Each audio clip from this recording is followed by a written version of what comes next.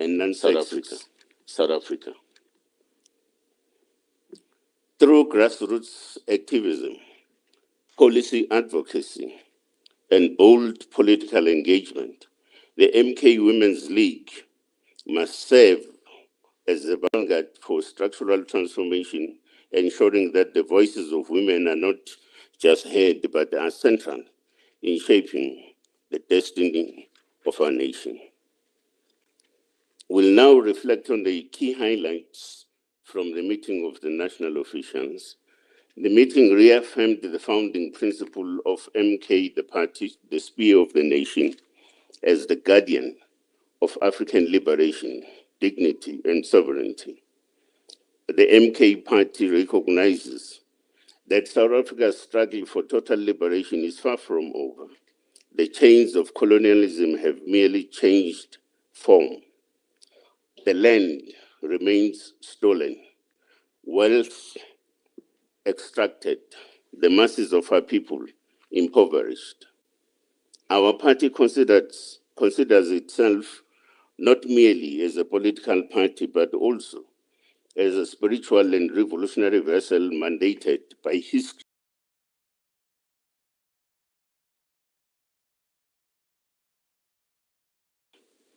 The meeting further reaffirmed the following connotations that embodies and define ourselves as a party. On the African connotation, the name Umkhonto weSizwe, the spear of the nation, reflects the historical, cultural, and spiritual legacy of African resistance. The spear symbolizes resistance, protection, justice, and ancestral authority. It represents the historical legacy of African warriors who defended their land, dignity, and sovereignty against colonial invasion. The spear also embodies justice and order, traditionally carried by leaders as a sign of their duty to uphold truth and protect the community. On the spiritual front, Umkhonto weSizwe is a divinely sanctioned movement. It channels the mandate of our ancestors and the unseen to liberate the Africans and Black people in general from spiritual death and moral decay.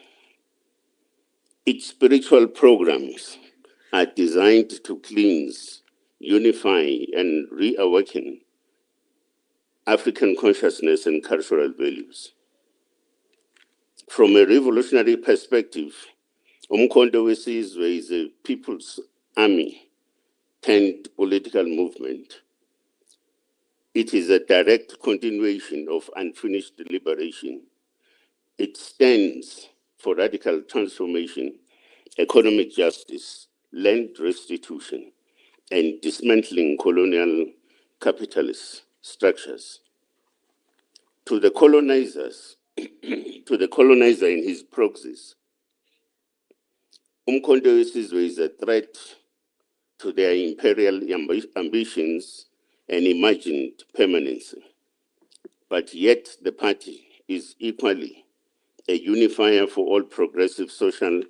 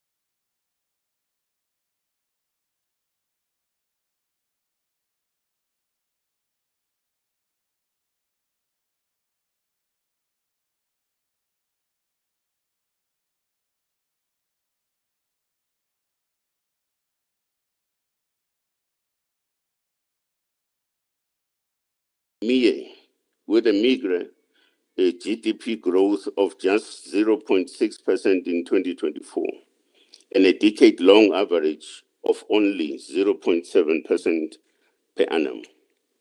This is a death sentence for any meaningful economic transformation. Instead of ushering in industrialization, localization, or a jobs revolution, the GNU has normalized economic stagnation and deepened the wounds of structural unemployment, making poverty a permanent feature of South African life. On the cost of living, a hidden taxation by another name, as the cost of living skyrockets, the GNU continues to show its contempt for the poor. Their initial proposal to raise VAT to 17% was a brazen act of class warfare, one that would have placed unbearable strain on the working class and impoverished households already battling under inflation and food insecurity. Only after intense and widespread public backlash did the government backtrack, but not before revealing its true intentions.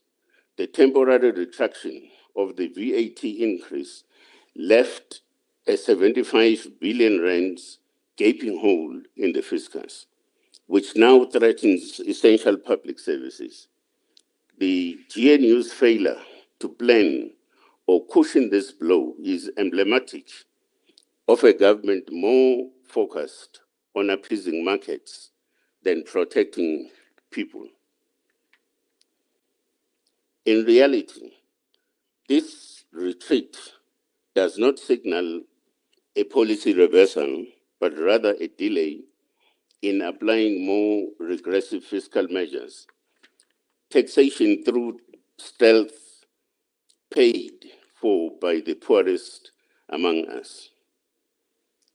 On corruption, sabotage, and infrastructure decay, under the GNU, the cancer of corruption continues unabated. Far from eradicating state capture, the GNU merely recycles its actors and scripts. Cadre deployment remains the modus operandi, with local municipalities now functioning more like criminal syndicates than centers of service delivery. Basic infrastructure across the country is collapsing. Electricity blackouts remain a brutal reality, disrupting hospitals, schools, and the economy at large. Despite the GNU's legal wrangling with Eskom's energy crisis, there is no tangible improvement in power reliability. The decay is so entrenched that Transnet's rail dysfunction now costs the country 1 billion rands daily, a staggering indictment of state mismanagement and infrastructure sabotage. While the GNU dithers and quarrels and arteries of our economic lifeblood are being severed. On international blunders, isolation and job carnage,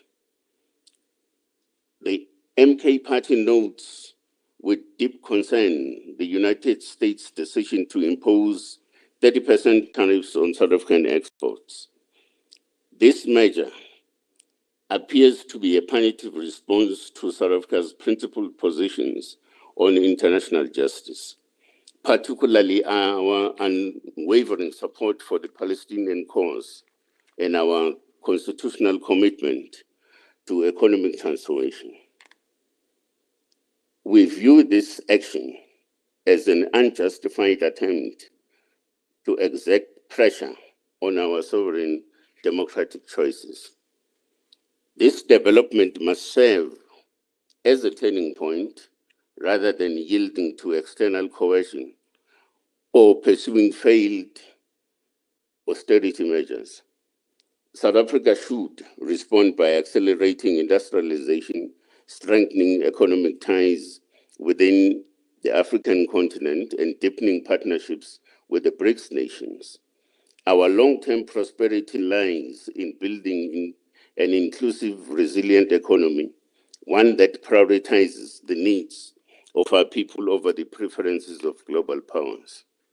On poverty, inequality, and education in free fall, the GNU has spectacularly failed to tackle the scourges of poverty and inequality. Arguably, the most damning indictment of its tenure. Today, a staggering 63% of South Africans live below the upper middle income poverty line, with millions trapped in generational deprivation. Income inequality remains among the highest in the world, exacerbated by elite capture and the systemic dismantling of redistributive policies. The education system, which should be the cornerstone of transformation, is collapsing under the weight of underfunding and neglect.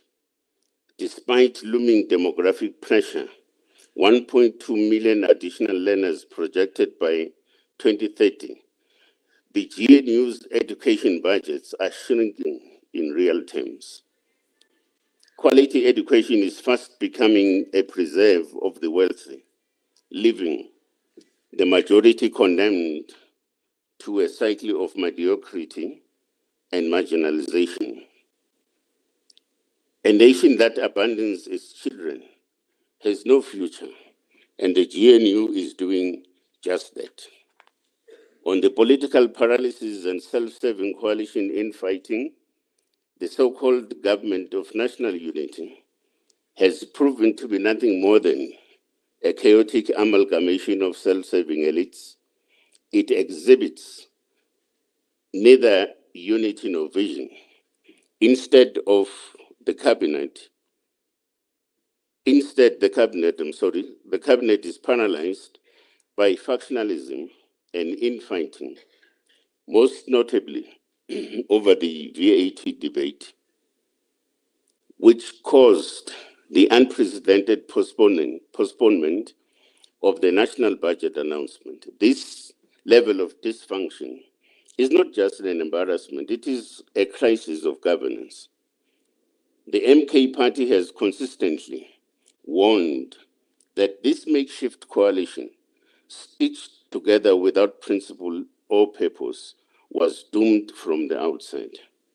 We are now witnessing the fruits of that unholy alliance, deadlock, division, and a government that governs in name only. The GNU is not a solution. It is a symptom of systematic political decay, incapable of delivering on even the most basic promises of democracy and dignity. The government of national unity has taken our people's suffering, packaged it in rhetoric, and sold it as progress. But this is not leadership. It is betrayal. We reject vanity-driven diplomacy, fiscal cruelty, systemic corruption, and infrastructure delay. The MK party exists to break these chains of despair, to restore dignity, and to build a South Africa that serves the many, not a patchwork coalition that enriches the few. The national officials, as the leadership of MK, met the leadership of the African Transformation Movement to consolidate our partnership towards the 2026 local government elections. Our parties have formed a joint task team to craft a comprehensive partnership model for approval by our respective highest decision-making structures. Our shared principles include: one, the two parties agree that South Africa needs a new governance system that will focus on completing the liberation project, based on principle of affirming African value systems and solidarity. 2, the primary aim of the partnership and other future extension of the membership of the partnership will be to attain a 2/3 majority to take over government and complete the revolution. 3, the primary motto of this partnership is Vota Sonke, we vote together, based on an understanding that things are not about individual parties, but about attaining a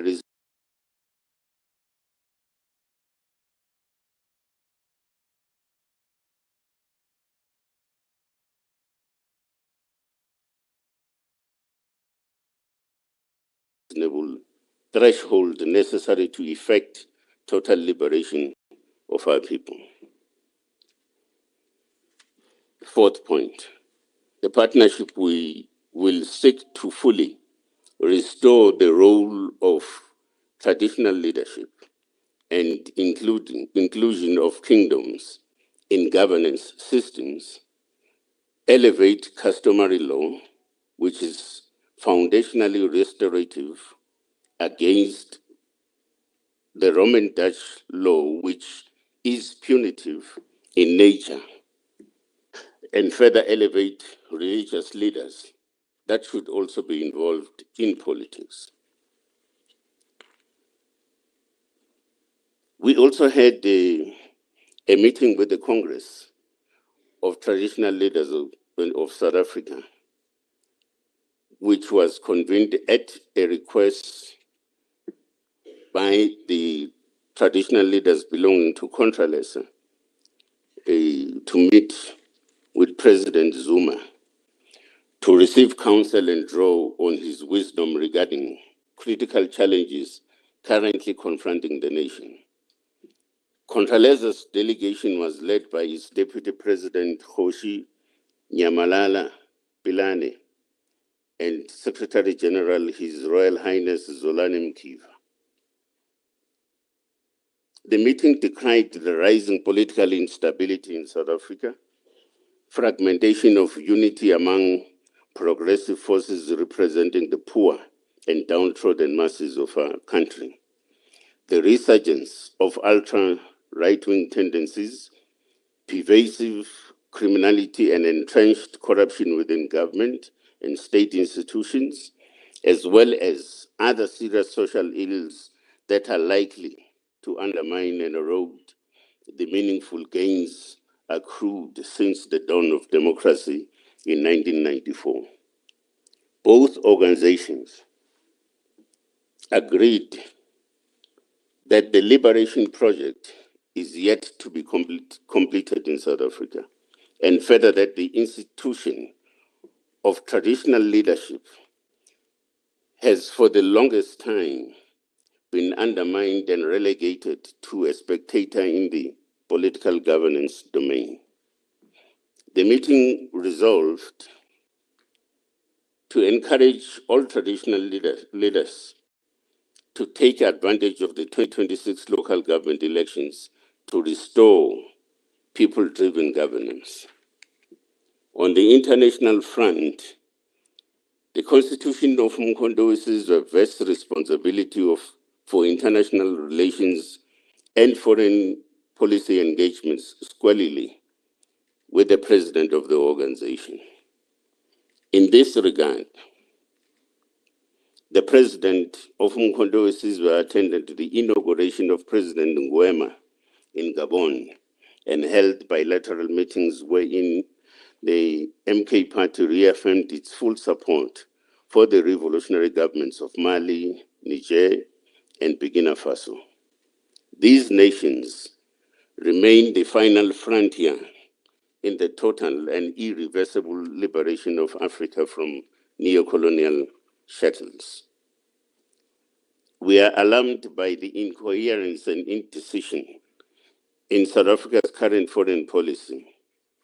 Our country has tragically lost its geopolitical standing, humiliatingly reduced to a junior partner at Western tables, as evidenced by the disastrous spectacle at the White House and the economic sabotage of the 30% tariff hike imposed by the Trump administration, a punitive blow to our economy. In continuation of international engagements, the President recently visited the Kingdom of Morocco. This visit builds on discussions initiated in 2017 with His Majesty King Mohammed VI with the view of normalizing relations between South Africa and Morocco. Hence, we reaffirm our position that granting the people of the Sahara region a local governance within the sovereignty state of Morocco is a practical proposition to solve this 50-year-old conflict. This Moroccan autonomy proposal is beginning to be the most supported position by other governments in Africa, including the Sahel region countries, which President Zuma will be visiting before the end of the year. During the visit, the President toured the Tanga Mediterranean port, the Africa's best performing port. MK is negotiating internship opportunities for the unemployed South African maritime graduates. The President also held a meeting with the Chief Executive Officer and the executive of Renault Group, exploring collaboration for unemployed mechanical engineering graduates. Thirdly, we engaged with Mohammed VI Football Academy, aiming to establish partnerships with South African youth football academies to learn from their scientific world-class development model. Lastly, we met the Speaker of Parliament and all political parties represented in Morocco, studying their coalition government model, which is stable and effective, unlike the incoherent DA-ANC coalition of disorder in South Africa. A delegation led by our Deputy President and leader in Parliament, Dr. Mandla Sahlope, will soon return to Morocco to deepen this work and explore traditional leadership governance systems. We make it unequivocally clear our foreign policy must serve the national interest, not narrow party political agendas. And in this regard, DECO was fully aware of our visits, and our embassies offered appropriate diplomatic support. We would advise DECO to desist from acting as an ANC propaganda arm. The President will continue to raise South Africa's flag across the world as a revolutionary obligation to serve our people. On the issue of the recent Constitutional Court matter, we are of the view that the Constitutional Court has failed our people. It has chosen technical evasion over confronting the deep constitutional crisis facing our country. By deferring the matter to the High Court, it delays justice and accountability. This abdication leaves the executive unchecked and the people unprotected.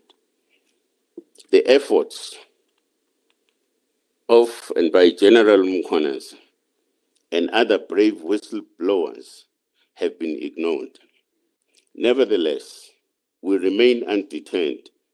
We have issued a formal letter to Mr. Cyril Ramaphosa demanding answers on why taxpayers fund two police ministers and an illegal Commission of Inquiry. He is required to respond to 15 critical questions by Friday, the 8th of August 2025, or face further legal and public action. We are also writing to the Chief Justice requesting an urgent release of reasons for the court's decision. We shall pursue all peaceful means to enforce accountability and uphold constitutional order. We now take this opportunity to clarify our position regarding the former Secretary General. The leadership of Umkhonto weSizwe has noted several statements and utterances by the former Secretary General, who was removed from the position recently.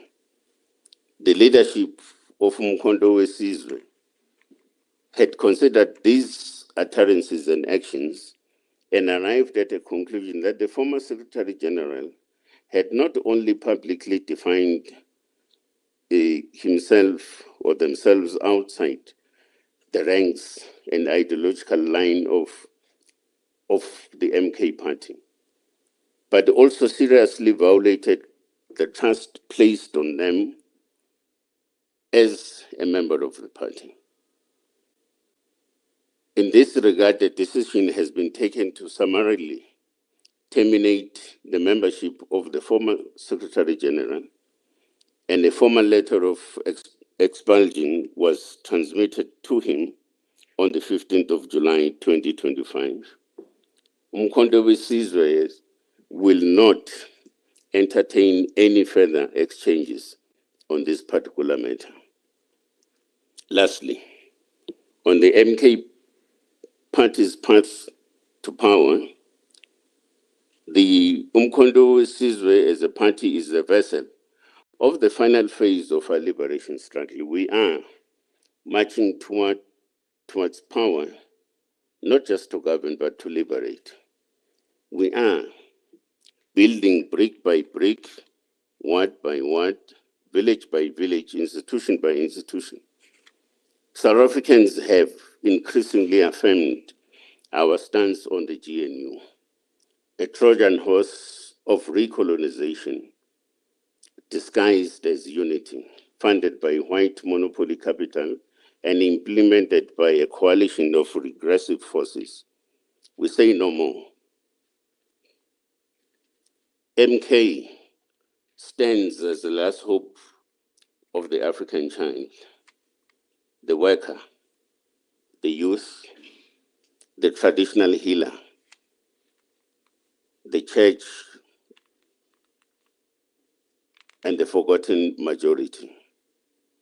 Our eyes are fixed on the 2026 and our hearts are on the people. With your support, we will rise, not as rulers, but as liberators. The spear of the nation has risen once more. Let those who have betrayed the revolution tremble, and let the oppressed rejoice. Thank you very much.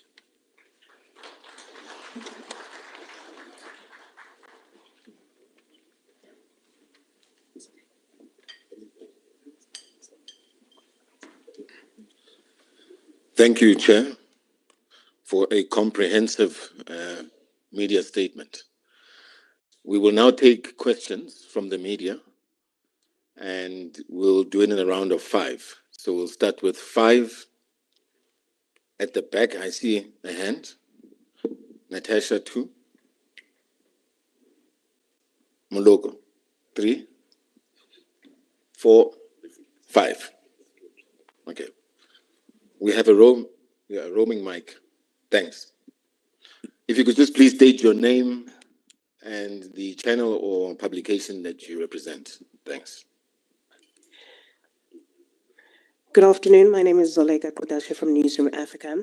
I wanted to get the MK Party's reaction to the letter that has been sent by President Cyril Ramaphosa over the letter of demand that was sent on Monday. I understand that there was a letter of demand that was sent with a deadline of 10 a.m. today. The President, as I understand, has responded, not acceding to the demands by the MK Party and its leader, and instead says that those details that are sought are readily available and that the MK Party has already concluded that his conduct in relation to Police Minister or Minister Senzo Mchunu, as well as the acting Police Minister, are unconstitutional and unlawful. Did the MK Party see that letter, and can we just get reaction given the fact that the deadline has expired? Thank you. Thanks for that. Second, and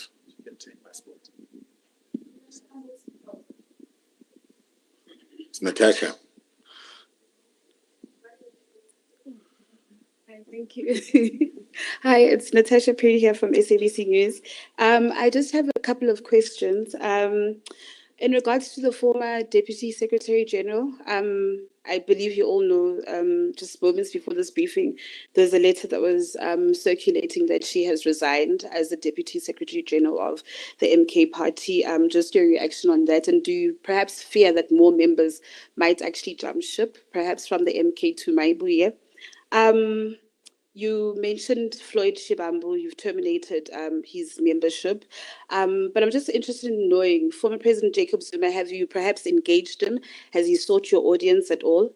And then you mentioned in your statement the meeting with Contralesa, but there's a grouping also of traditional leaders that have said that they are cutting ties with the MK Party because they feel as if they are being used as political pawns. Has the MK Party actually reached out to them and spoken to them?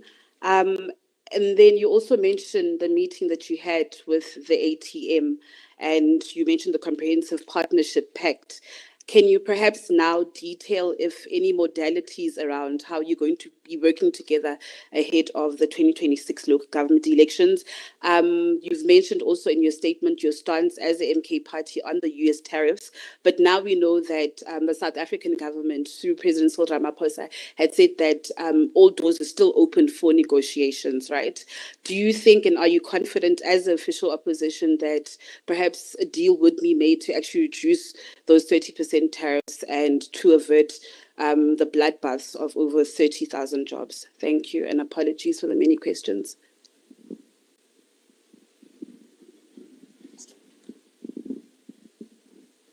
Thank you very much. My name is Muluku Mloto from ENCA. I have several questions, but I will try to be quick.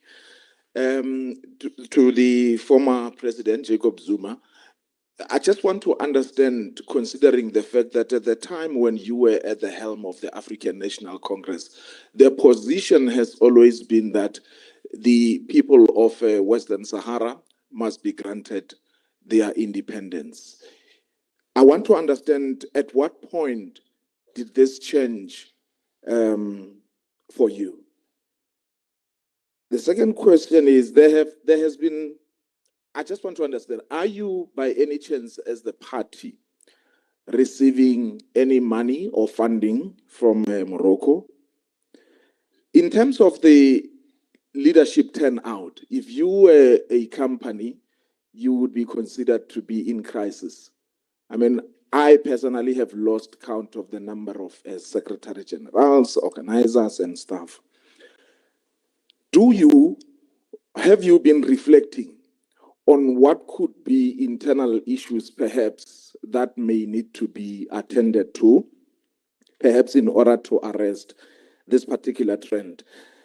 Lastly, you are speaking about, and correctly so, about the deepening poverty, the decay in the state-owned institutions, and the systemic corruption. A lot of people will agree with you there. But some of you have been at the pinnacle of government before. These issues, are you saying that in your previous responsibilities or roles, You are taking no accountability whatsoever. Is it your argument that you want us to believe that these issues you are correctly raising started after former President Zuma left office? I'm covered. Thank you.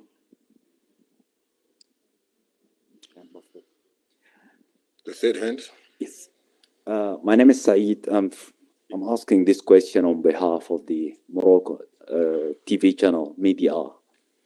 My question is to President Zuma: is to what extent might your party's support for Morocco's sovereignty over Western Sahara is going to impact the broader political stances within your party and among other influential forces here in South Africa?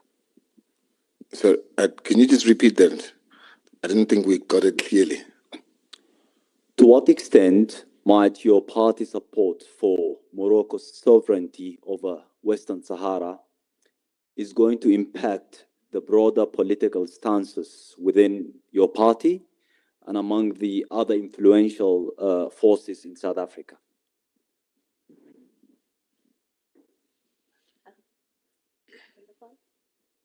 There's one more. Over there. There's the fifth hand.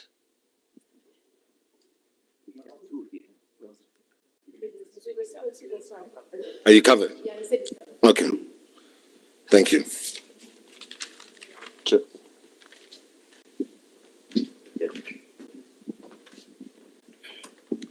I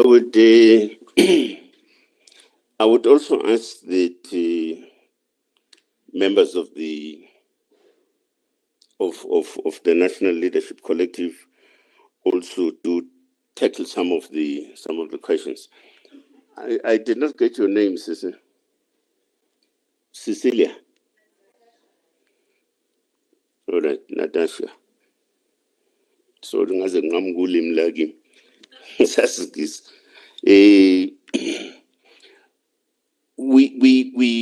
You asked the question about, it's just that I couldn't link it up very well, but you asked the question about the DSG departing. Is true. We have also seen that. We must also take into account that people individually, and otherwise they do make choices, their own sort of choices at any given point. So we're okay with that. Towards the end of this session, we will also announce the whole question of how we're dealing with the issue of leadership and leadership reinforcement,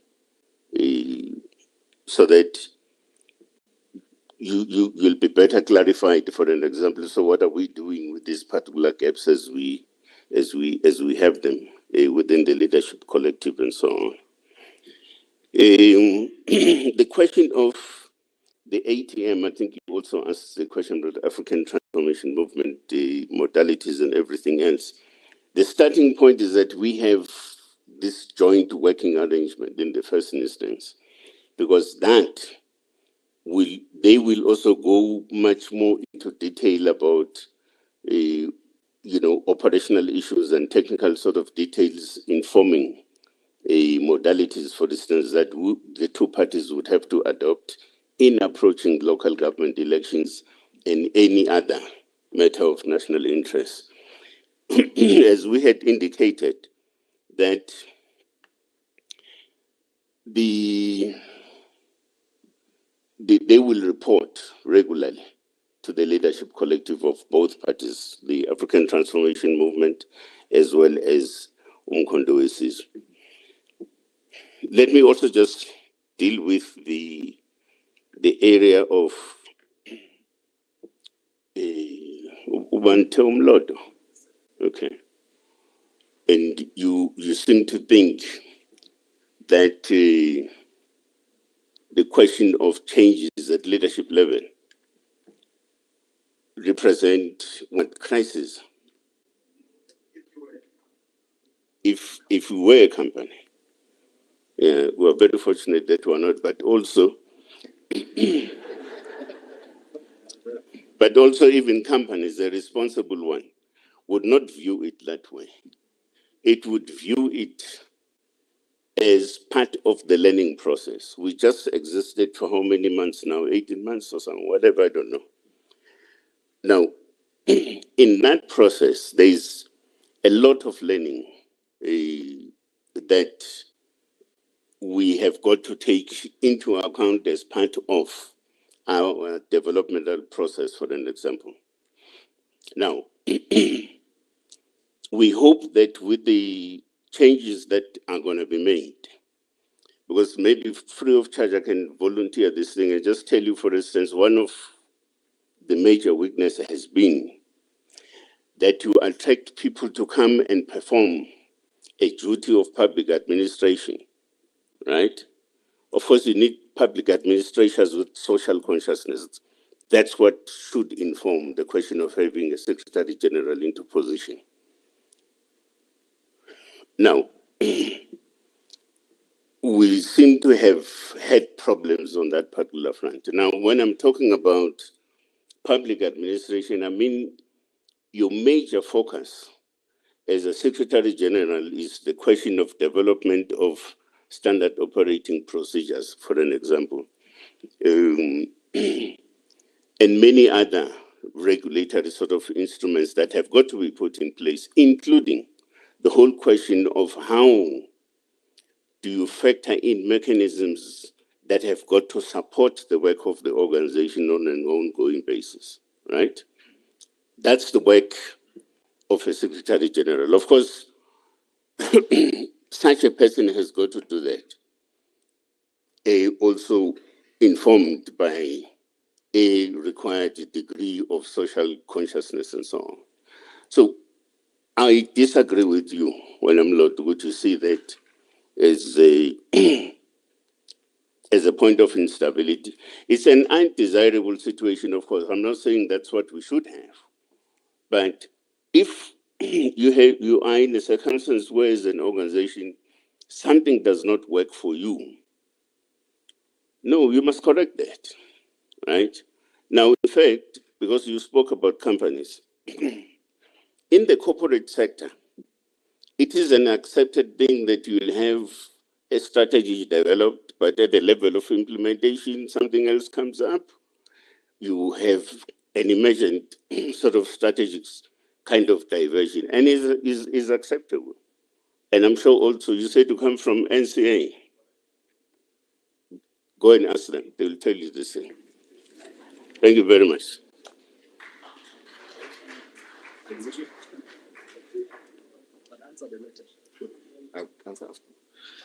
I'm going to call on the head of the presidency to respond on the questions regarding Morocco. The man himself.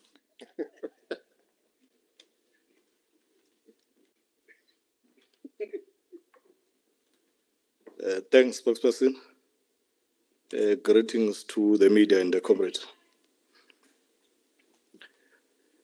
Any functioning mind changes its position when presented with new facts, scientific facts, and new realities. Now, the reality is the issue of Morocco and Sahara did not start now to be entertained by President Zuma. In 2017, in a delegation I was part of that went to the African Union, where Morocco was readmitted as a member of the AU in January. Soon after that, later in the year, President Zuma had a meeting at the behest of King Mohammed VI of the Kingdom of Morocco to present where their frame of mind was as a country and how South Africa could possibly help in resolving this problem that this year has lasted for over 50 years without any practical solution.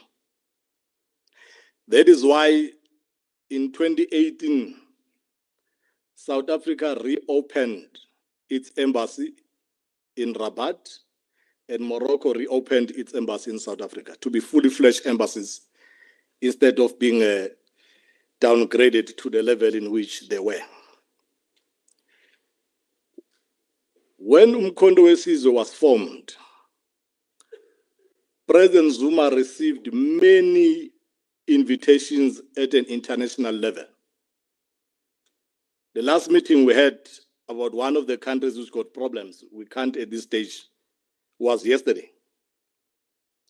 Members of parliament all over the world, leaders of the world, continue to seek guidance from President Zuma because they've lost confidence in the leadership of South Africa to handle the complex matters of the African continent. Now, President Zuma has a responsibility to lead the debate on areas where he believes South Africa should reconsider its positions on those matters. That is why on the question of Morocco and Sahara, upon being approached by the embassy and the leadership and other countries, and having considered all issues about the unification of Africa, that we can no longer afford to balkanize our continent into small and viable countries when we are confronted with arrogant USA and the West like this. That's what informed President Zuma saying, we have the same problems here at home, where a small group of reactionary Afrikaners want to have their own state called Cape Colony.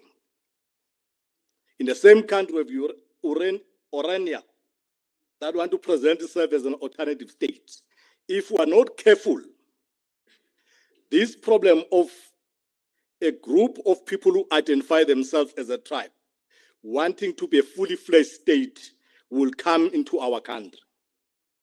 Now, MK presents itself as a legitimate voice of progressive forces in South Africa to lead the struggle to unite Africa to be one.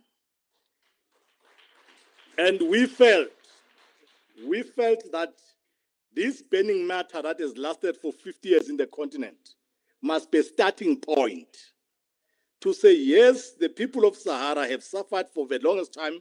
They wanted their own country. But the challenges we are facing as a continent cannot allow us to have many more countries than we already have. Let the comrade be given autonomy to self-govern like we have in our own country provinces. You can pass the laws relevant to your conditions, municipalities, but maintain the sovereign integrity of Morocco as a country. Now, this one of money, when you can't explain things scientifically, why people have changed their minds, and you don't have better arguments to tell them why they must not change their mind, you must start throwing those stupid insults that we are getting money that we have not received. I've been fortunate to be part of the engagement from the beginning. There is no money promised, no money given, no money requested. We have tabled here the outcomes of the many progressive engagement that President Zuma had with the leadership there to open channels for South Africa to trade with a very strategic country geographically in the continent. Now, it's not true that we have sold out the revolution. It's not possible. The country's foreign policy is directionless. And President Zuma and MK have taken a responsibility to lead in that regard. And when we lead, we expect those who can lead to attack President Zuma, attack MK, but the kind of messages we're getting in the continent tells us that we're on the right path. Specifically on this one of Sahara, those who take time to research the latest development, the position presented by MK is beginning to be supported by more than half of African states currently. Not historically, currently. Now, we'll continue to lead. By the time the comrades join us, we'll all be celebrating one and united Africa led by President Zuma. Thank you.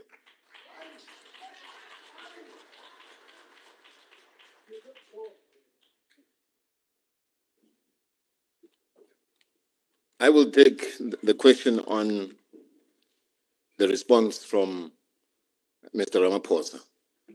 Mr. Ramaphosa responded on time. And I think that's important. It demonstrates that he takes President Zuma seriously and Mkhonto Sizwe very seriously. He responded on time. But sadly, his response, he's running away again from answering the questions. Basic questions that we've raised with him. The questions we raised was, he said he's appointing Professor Kachalia as per Section 91(3)(c) in an acting capacity. There is no such thing in the Constitution that allows a president to appoint someone in acting. There was no such thing. It was a simple question that was asked. We then asked him, at the point at which he then appointed Professor Kachalia, he refers to him as a minister designate. Which one is it? Acting minister, minister designate, or minister? It's confusing. So those are some of the questions that we asked him. But again, we can't expect more from a person who himself is a constitutional delinquent. Because all that he's ever demonstrated to date is constitutional delinquency and nothing else. The way forward, I know, is some of the questions that have been asked. We will obviously take it in consultation with our lawyers and make a determination with the leadership as to what the next steps are. But I think what's important is that it must be stated, Ramaphosa responded on time to our letter. Thanks.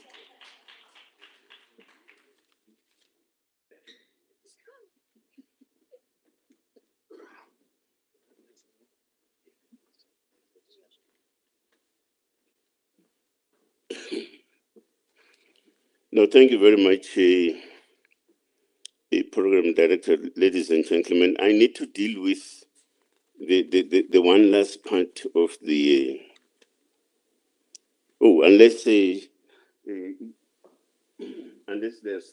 still want to ask some questions. We're still going to respond to No, because I needed to deal with the last part regarding the...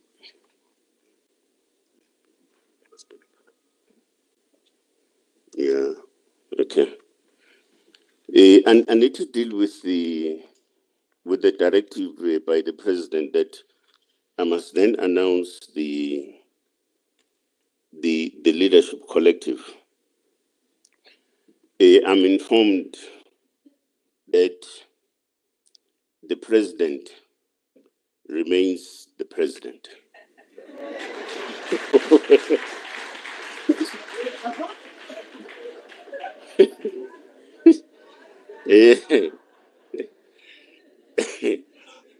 I don't know what the clapping is all about, but I was I'm starting my announcements, okay?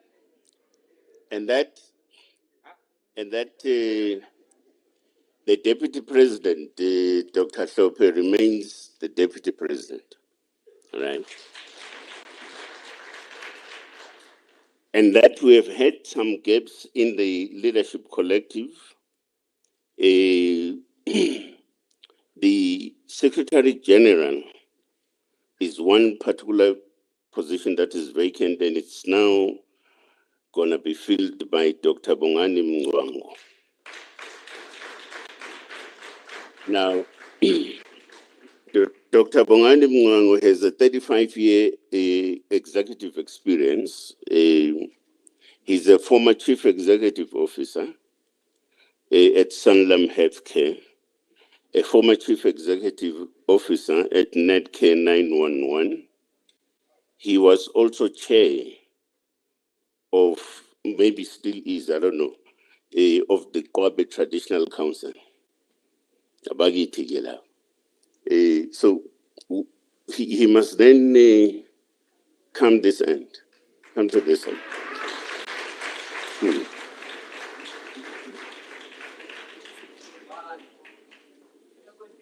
Hello, sir. Sir, we'll move. Thank you, Chair. Sure. Thank you. Yeah.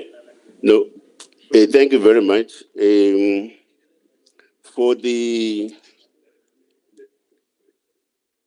Okay. That's my name is in Towas of Yeah. Now, For the Deputy Secretary General, he has quite a huge experience in both the public sector and the political management space. Comrade Nomsa Dlamini.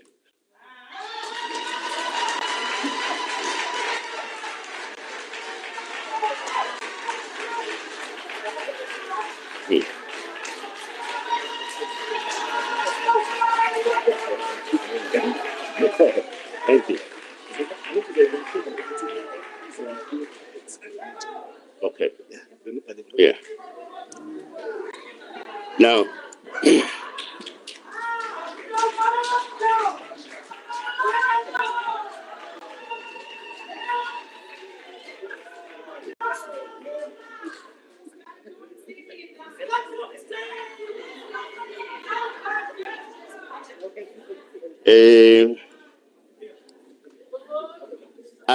I do appreciate why there is Lentlawo Mekon. You know, she's gonna make a contribution in improving the public face of this table. Okay. Yeah, we're exactly with beauty. That's it.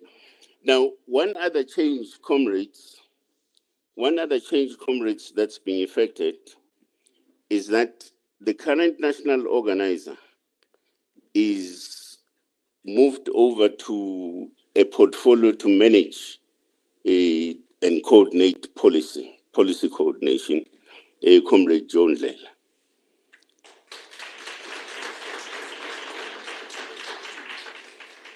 Now, and therefore that leaves the area of national organizing vacant. We then have a comrade who has an experience in local government and the public sector, and we think that that experience is going to augur quite well for us as an organization in approaching the 2026 local government elections. Comrade Alec Nguna.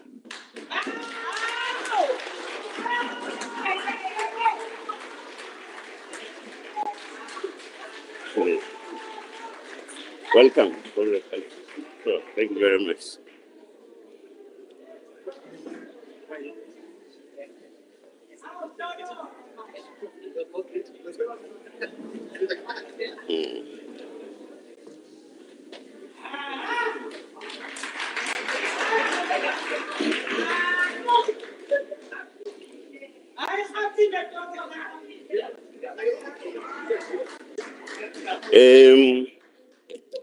Comrades, oh yeah, by the way, I forgot two other particular positions.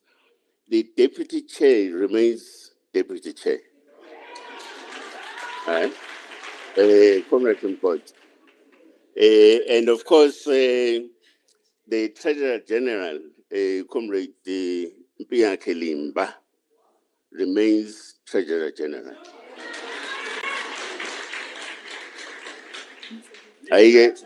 I'm still going to ask the President about the national chair. I'm still going to ask him about that. But having said that, comrades, we expect the leadership collective to assist in developing and institutionalizing the organization. And that the major part of work is around policy development, which is the area that Comrade Lela is going to take charge of. But also critically, the organization must know how it works and how it has got to work. And it is only through technical sort of interventions, as I said, your procedures, your systems, your this, that, and so on. And that's the central focus of the SGO. And that all of us, as part of the leadership collective, we are not the equivalent of the president. We are there to reinforce and bolster the public image of Umkhonto weSizwe, and that image rests with the president of the party. And that's why he deals with so many things, including the issue of international relations, and so it goes. So I thought, let me just say that it's only the president that can confirm my situation. Thank you very much.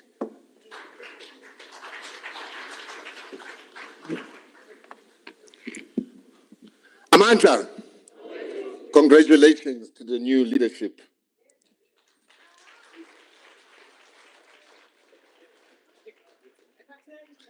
I'm sure you are wanting to ask questions again now. I can see. With a raise of hands. 1, 2, oh, Milan Gadia. 3.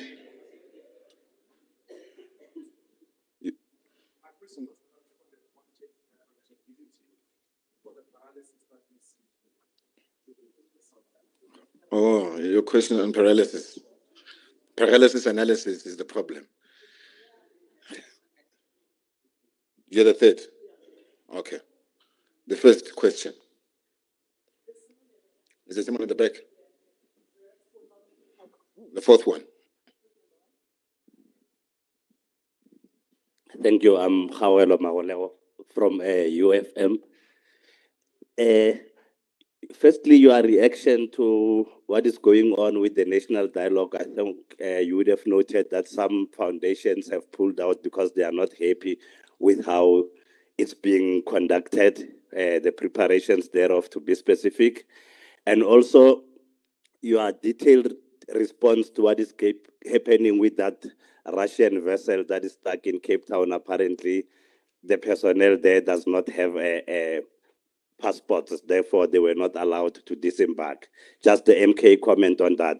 And also a reaction, a response rather, to a series of allegations that have been made by your former Secretary General, Floyd Shivambu. He could be making another allegation as we speak. But most importantly, the one that money just gets taken from MKP accounts monthly and nothing is being done, that he is the one that tried to sound alarm and was probably ejected from the party for that reason.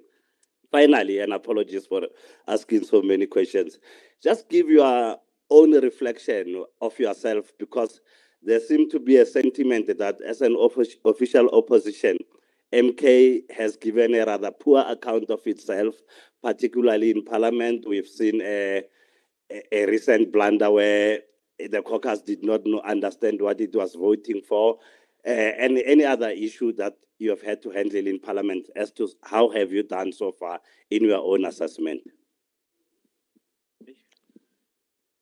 No, thank you very much. My name is Lunga, and I'm from the Mail and Guardian. Spokesperson, I think this one will involve yourself. Maybe you will help me assist in answering this. I just want to find out if the leadership did discuss, because from what I was told by some sources is that there should have been a discussion in regarding your behavior and Ms. Duduzile Sambula Zuma in the national officials meeting on how they go forward. And just maybe to ask on the chair to say, has there been any disciplinary hearing against the two names that I've mentioned here? Thank you very much.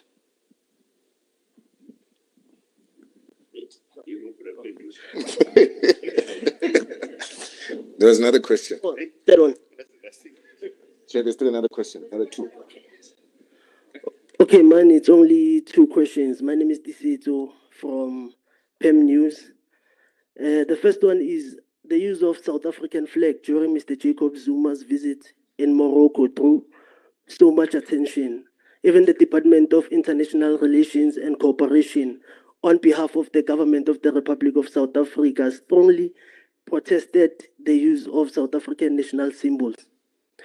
But it constitutes an abuse of existing protocol and decorum, and undermines official bilateral relations between the Republic of South Africa and the Kingdom of Morocco. So my question is that, was it a mistake that the flag was on display, or the president knew, or the former president knew what he was doing by displaying the flag of South Africa? And then the second one, the national convener of Maibuye Africa says he's still a member of the Umkhonto weSizwe party.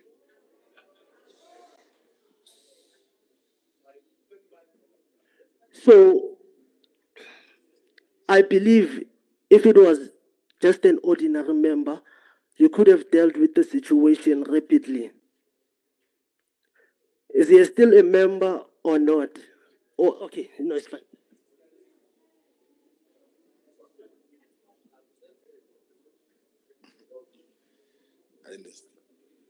I'm Itumeleng from the Citizen. With all due respect, I would like to know why now? I mean, Floyd Shivambu has been making all sorts of statements, and the situation has been tense for some time. Why act now? And on the Morocco issue, it looks like the South African government does not have an issue on MK policy, but the issue is the flag. Will the MKP continue to raise that South African flag, or you think you'll stop? Thank you.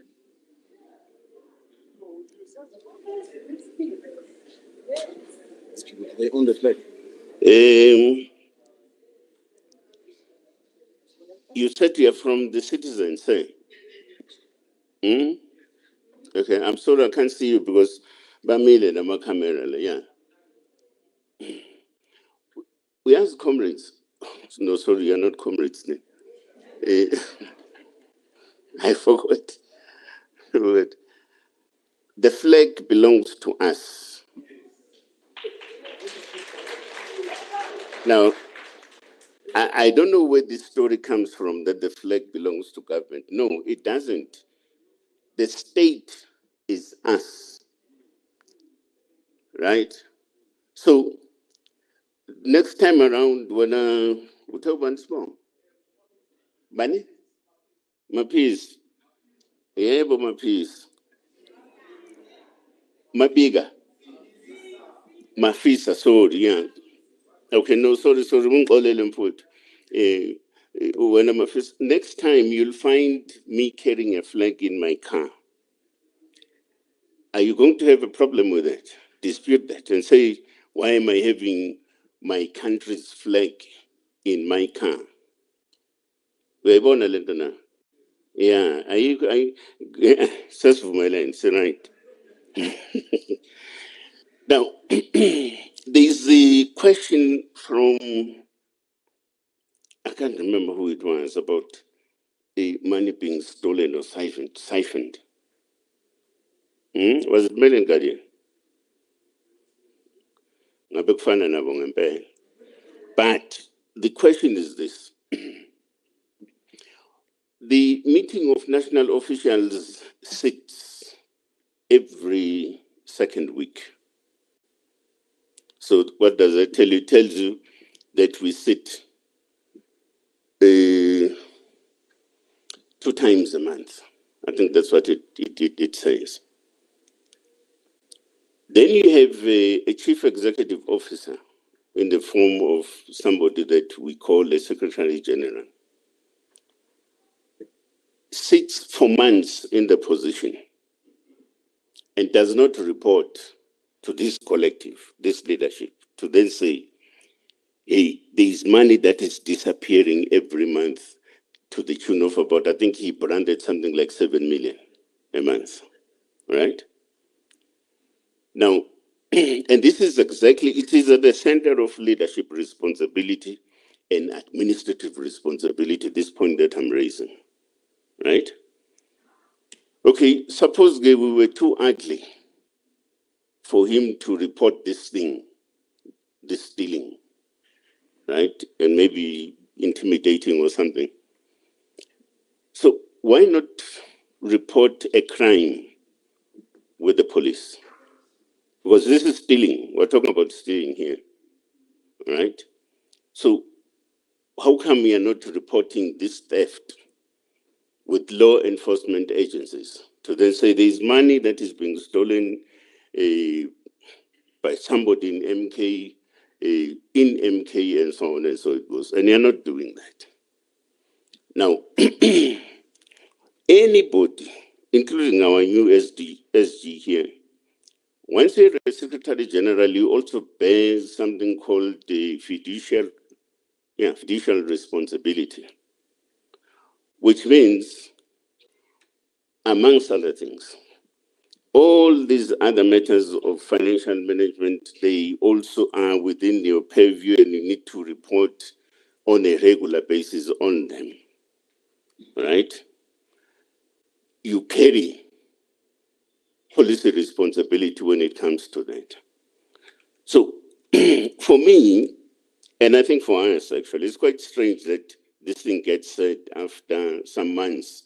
It must have been taking place or something, but it's not reported to us, it's not reported and registered with the police.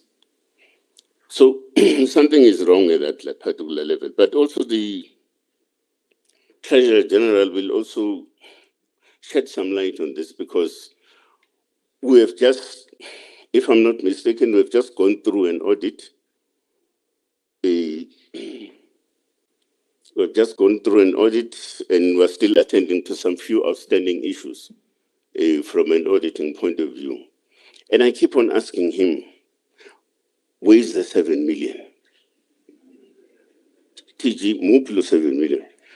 And it doesn't come up, all right?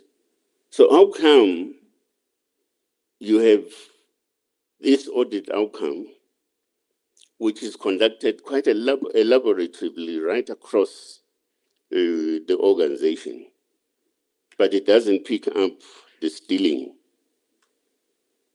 Now, Lama auditors, what can say?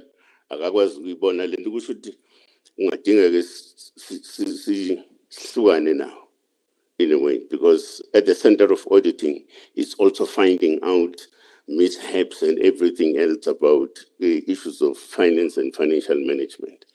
So for me, that's an anomaly, but perhaps I will still be further educated about this thing. Somebody said something about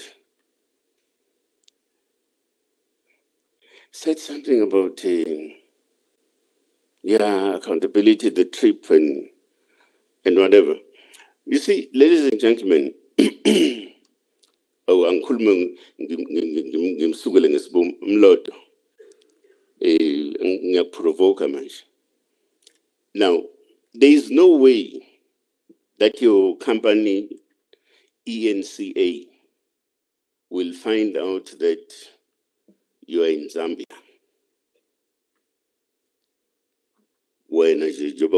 without the knowledge of your immediate supervisor, your top executive management structure. There's no way. Now, when you talk of accountability, because sometimes the accountability, is the manner of doing things and reporting accordingly. So, in this instance, you can't be outside the borders of the country without necessarily declaring that you are indeed there and you are duly sanctioned by the organization, even if you are,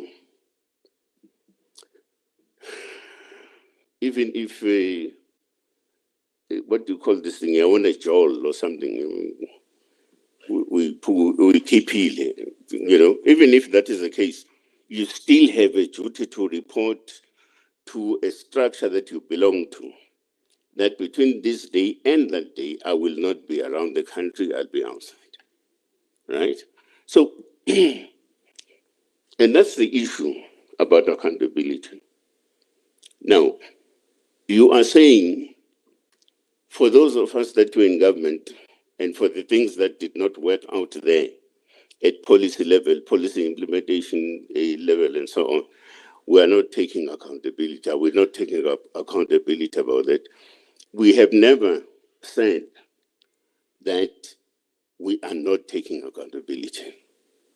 And part of the reason why we are moving in the manner in which we do is because we've seen things, we've experienced them. So we know what works and what doesn't work, right?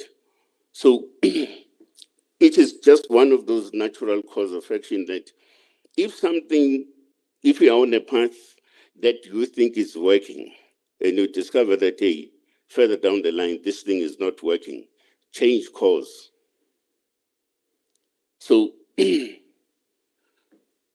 so when you can't stand here when I'm lot and say, because we're viewing the current policy framework in a different way now than the time when we were there.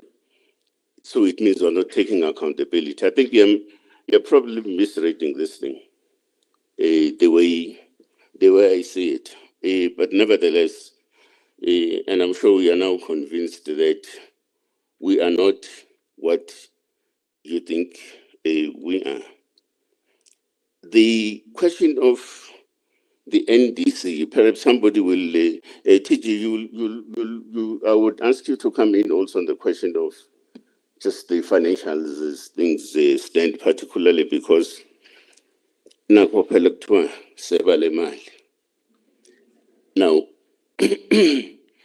if somebody tells me that the national disciplinary process had taken place, and that report is forthcoming to this particular collective of the leadership.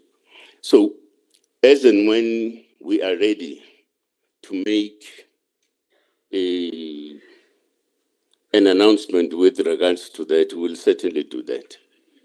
But at this stage, the process is underway, and there is a report that is forthcoming towards the national leadership. Comrade TG, please do come across.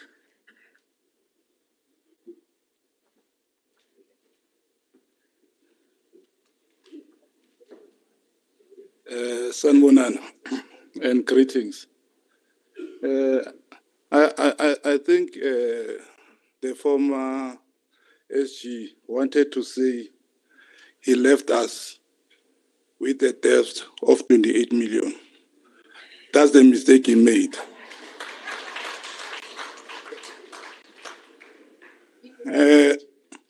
From where we are sitting, comrades and colleagues, in terms of finance, we appointed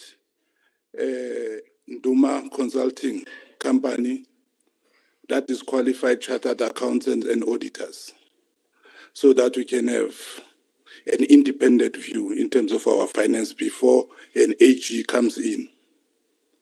That was done. Indeed, we do have some findings at any other auditing. Remember, the purpose of auditing is for continuous improvement so that we can have proper system in place, particularly that we are the new party. We do have some findings that is more focused on our bookkeeping than really to say there's any form of corruption. And it needs to be highlighted that I did not actually to respond in such allegations. Chair was forcing me on a daily basis. I don't want to entertain allegations because the person that is coming with the allegation was fully accountable for the Treasurer's office for the past 5 months. Unless where I'm sitting, he did something, he was able to hide it very well. So from where we are sitting in terms of auditors, we have any major findings that are there, but we do have areas where they are of concern for improvement for bookkeeping. Thank you.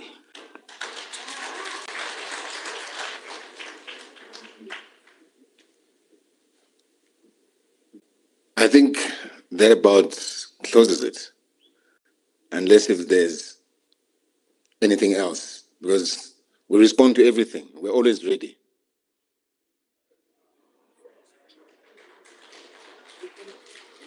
Yeah?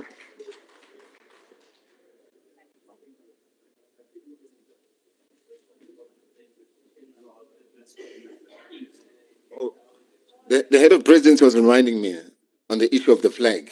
I think I'd want him to respond, because this misconception about the flag and how it was, I mean, from the last time I checked, President Zuma didn't carry a flag in his bag when he flew to Morocco. Yeah, thanks, spokesperson. I think we'll have to close on this thing of a flag at one stage. DERCO only responded yesterday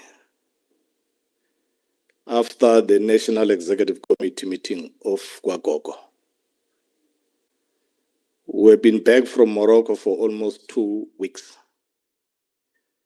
The only person who was making noise is the Secretary General of the 40-person party. Now, we only answering because it seems like South Africans are concerned about their national symbol. Not because DERCO is making noise, because DERCO has a responsibility to confront the USA, and they're not doing that. They're monitoring the movements of President Zuma. We've got a vessel from Russia, a BRICS partner, that can refresh in Cape Town. But people who are here in this country, illegal immigrants, are roaming the street every day. Now, South Africa is leaderless in the international community. President Zuma has taken it upon himself to fly the South African flag very high where it belongs to him. Now, so that we don't get asked these questions all the time, in the next 2 weeks, President Zuma is in Ghana. South African flag will fly there. Before the end of the year, President Zuma will be in Burkina Faso, Mali, and Niger. Countries that South African government does not have relations with, because they are saying they took power through military actions. MK says they took power for revolutionary reason, therefore they must be supported. Now, when we go there, we are closing a vacuum in the continent. There's a vacuum. Now, when we go there, President Zuma is not representing his personal interest or a narrow MK party interest. It's an interest of the country. And the country has a symbol, which is a flag. So when we go into those countries that don't have a relationship with South Africa, the national flag will rise high, the MK party flag will be on the table. So we carry two flags. And we wish to encourage every South African as they travel throughout the world, artists, players, private citizens, to please carry the South African flag high. We need to close the space. That's all. I think we won't be talking much responding to DERCO about the flag. Our interest is not in DERCO. It's with the people of South Africa carrying the flag whenever they go, because the vacuum is too huge. President Zuma can't close it alone in the international space. Thank you.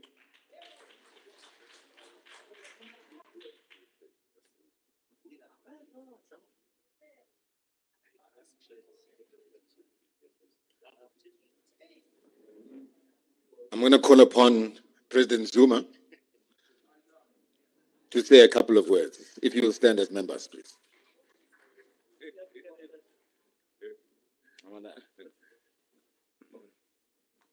Sanibonani. Thank you. Kuthiwa nginibingelele nje kuphela.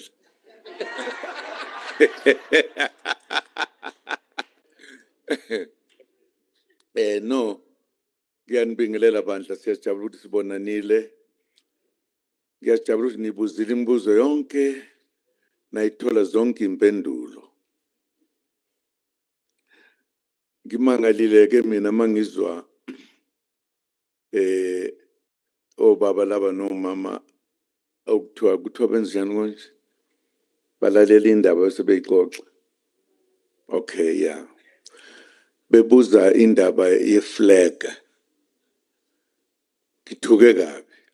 Ukhona umuntu ongazi South Africa ukuthi i-flag of any country belongs to the citizens of that country. khona bengayazi leyo nto. Nani impela nize niyawubuza nje lo mbuzo serious. Hawu kwahleni bu. Every country has a flag with its color. Every citizen owns that flag. It's not a government. Not a government. Government uthola likhona lapho. Nani impela niyabuza nje. Hawu nangidumaza. Hawu bakwethu. In any way, thank you very much for coming. We thought in our meeting, kufanele sibe nalesikhathi nje ke sithi ukuxoxa. Nanibuze, nathi siphendule, njalo njalo. Kumnandi ke ukuba nani. Inkinga nje ukuthi sengathi nina ngesinye isikhathi manibuza imibuzo, ngiye ngize ngibone hawu ukuthi bahlala la eSouth Africa. Abayiboni ukuthi iyashintsha eSouth Africa. Ayishintshi bakwethu. Nithuleleni nini. Nithuleleni ayishintshi. Awusho yini ngashintshi. Ake ngibuze wena ke manje. Yini ngashintshi. Khuluma. Nange seyifihla. Banda siyabonga. Okwambe ukubonga nje siyabonga ukuthi sibe kanye nani namhlanje. Sophinda sibe kanye nani njalo nje. Nazi kahle ukuthi iSouth Africa iyashintsha. Ungakuboni lokho okwakhe. Uyosala ngapha komfula thina sesingaphesheya. Akunjalo? Yeah. Ngiyajabula ke futhi ukuthi nazi insizwa nentombi abashasha. Abashasha. Yazi ukuthiwa hayi lo xosha abantu njalo nje. Akuzeli uzodlala thina la. Umudlala sidlala thina. Sithatha iSouth Africa. Ingakho nje singeke size elokuzeni econference. Ene imali zabelungu. Ezithi votela lowa ngeke. Masihlangana uzwa kuthiwa sihlangene manje. Kobe ngiyana lento kade ngisho. Kuyobe kuyithi sihlangene sizothi how are we taking our party forward? Bese silungisa lokho nje. Uma ungezwe emadlebeni soda awugudlukeke wena. Asinandaba. Sikusho futhi lokho futhi nenhlanhla ngoba bangikhuza. Ngabe sengixosha abantu abaningi ngabe. Ngakhuzwa lezi labaholi laba bathi awume kancane solungisa. Siyabonga ama-comrade ukuthi nibe khona. Thank you very much. Nazi ukuthi we are building a party. We are just 1 year, few months. Just 1 year, few months. We are building it. Amanye ezinye izinto okufanele ngabe senzela senzanga ngamabomu. Futhi sasafuna ukubona ukuthi kunjani. Nazi nje ukuthi yithi laba singeke siyaba abanye abantu. Sohlala sinje. Siyajabula. Ninake bafowethu nodadewethu. Nisho nje ngelinye ilanga ukuthi hawu. Siyajabula ukuthi umkhonto wesizwe wafika bakwethu. What? Engathi wena wesisi. Wena sisi. Ungabe nesibongo? Mkhobo. Wake washelwa ngelinye ilanga.